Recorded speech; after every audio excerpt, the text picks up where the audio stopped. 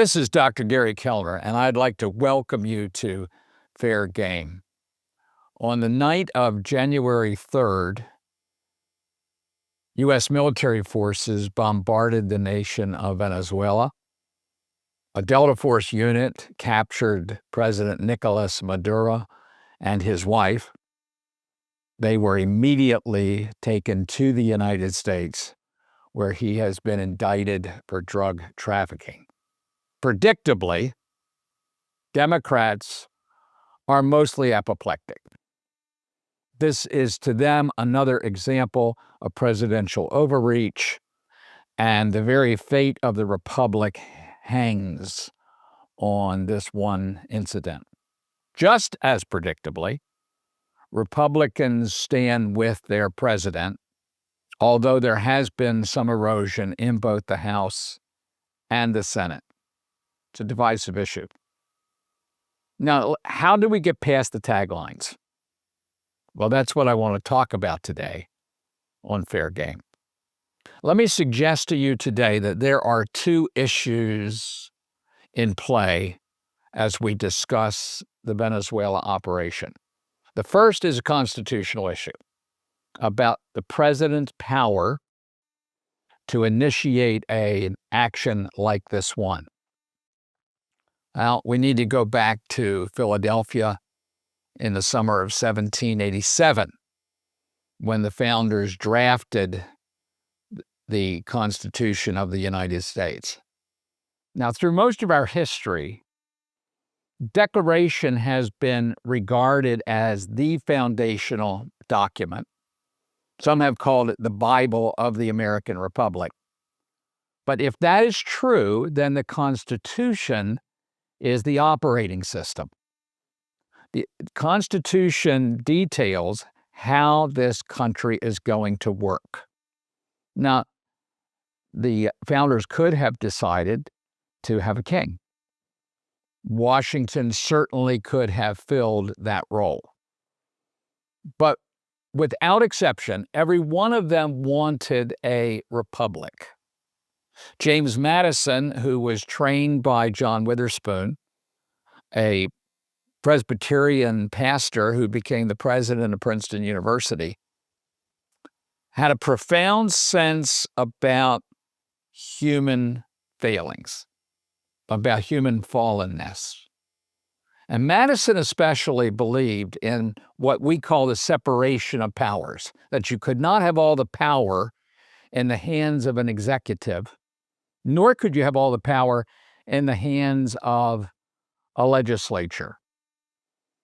So the Madisonian solution to this was to propose three branches of government: the legislative, the executive, and the judiciary. In the American system, what Mr. Madison always called the People's House, the United States House of Representatives, is the place where laws originate. They are adopted by the Senate, but they start in the House. The House has the power to legislate, it has the power to enact the budget, and it has the power to impeach. Conviction is reserved for the Senate. The second branch is that of the executive, the White House. The White House is there to faithfully execute the laws of the United States of America. And since President Washington laid his left hand on the Bible in 1789, clear to Donald Trump in January of 2025, every American president commits himself to sacred honor to faithfully execute the laws of the United States. They don't originate with him. The third branch of government is the judiciary. Now, their role wasn't spelled out as clearly in Philadelphia as the other two, and it emerged over the next 20 or 30 years. In a famous case called Marbury versus Madison, there was a challenge to the appointment of a very minor government official by John Adams as he was going out of the White House. Jefferson and Adams were members of different political parties, and at that point, they weren't getting along very well. So Jefferson wanted to make a clean sweep of anybody that Adams had approved. Well, that minor official decided to file suit in federal court, and it made its way all the way to the Supreme Court, who established the principle of judicial review.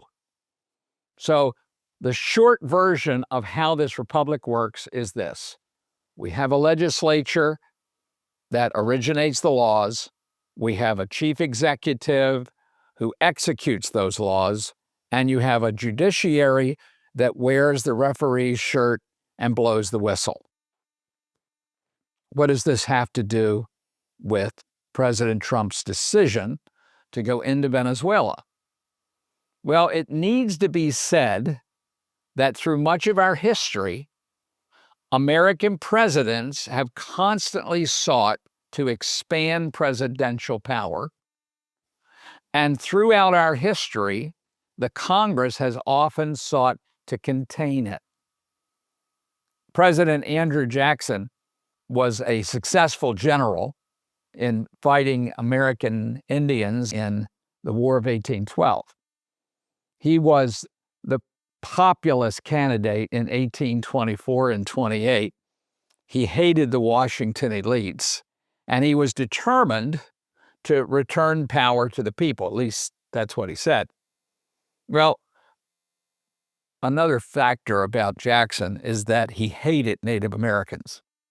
And what he did at Horseshoe Bend in Alabama in wiping out a village of Choctaw was nothing other than genocide. Jackson was never a person to do anything by halves. And he decided that the Cherokee, who were a separate nation, had a treaty with the United States of America in perpetuity, should be removed from Georgia and should be shipped to what later becomes Oklahoma. In that time, it's called the Indian Territory. Suit was filed in federal court because this was a presidential action. The Congress was not consulted. There was no law to remove the Native Americans. This was the president acting on his own. Well, the Chief Justice of the Supreme Court, John Marshall, with a majority ruling, determined that the president had exceeded his constitutional authority. And in one of the most famous quips in American history, Andy Jackson said, "Mr. Marshall has made his decision. Now let him enforce it." And the removal of thousands of Native Americans, many of whom died in what became known as the Trail of Tears, took place. Presidents love to expand their power. Now, the crisis of the Civil War brings us to the next chapter.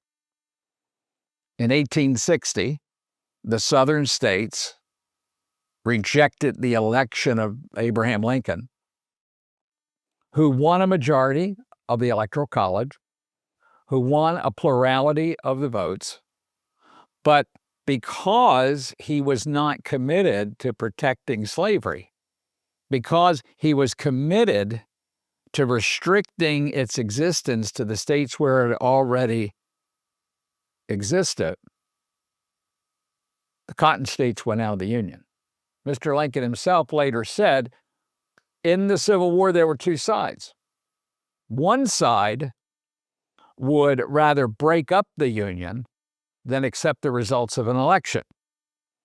The other side would rather go to war than see the Union dismantled.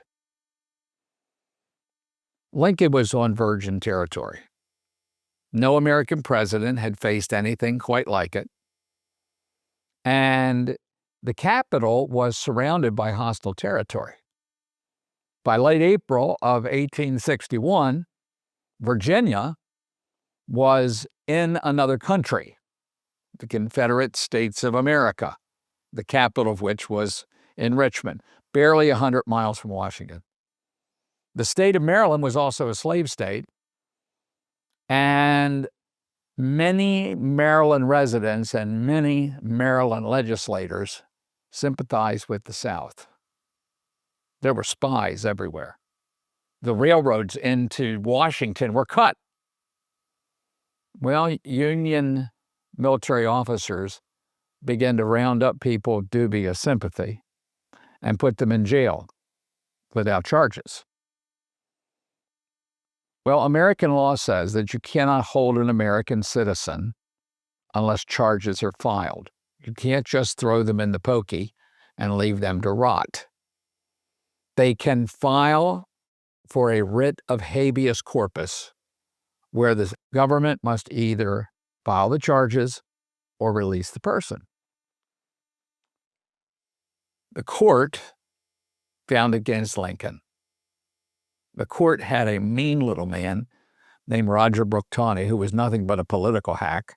He had been put in office by President Jackson. He was never going to allow morality to get in the way of politics when it came to making a decision. But on the subject of habeas corpus, he was following a strict interpretation of the Constitution, and he was finding correctly.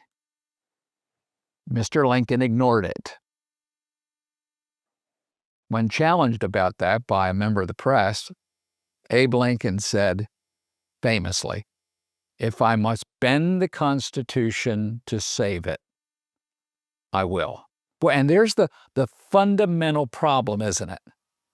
There are situations that emerge that the founders never imagined. They never imagined the country descending into civil war. How do you save the Union? How do you respond to crises that were never anticipated? That has been a fundamental question through our entire history. We've had presidents who have called out the National Guard to break labor strikes. 1957, Dwight Eisenhower sent troops into Little Rock, Arkansas, to make sure that Black children could enroll in the high school. This is an ongoing issue for us. American presidents throughout much of the last century rather routinely went into Latin America or the Caribbean without any action from the Congress. Teddy Roosevelt, who was not shy about the use of presidential power, issued what he called the Roosevelt Corollary. The Monroe Doctrine said that foreign governments are not welcome in the Western Hemisphere, that as the Latin American countries began to throw off the yoke of Spanish colonialism, they were weak, they were vulnerable. President Monroe wanted to make sure that the British and the French didn't come in to sweep up all of those countries into a new imperial configuration. And so the Monroe Doctrine said foreign powers are not welcome here.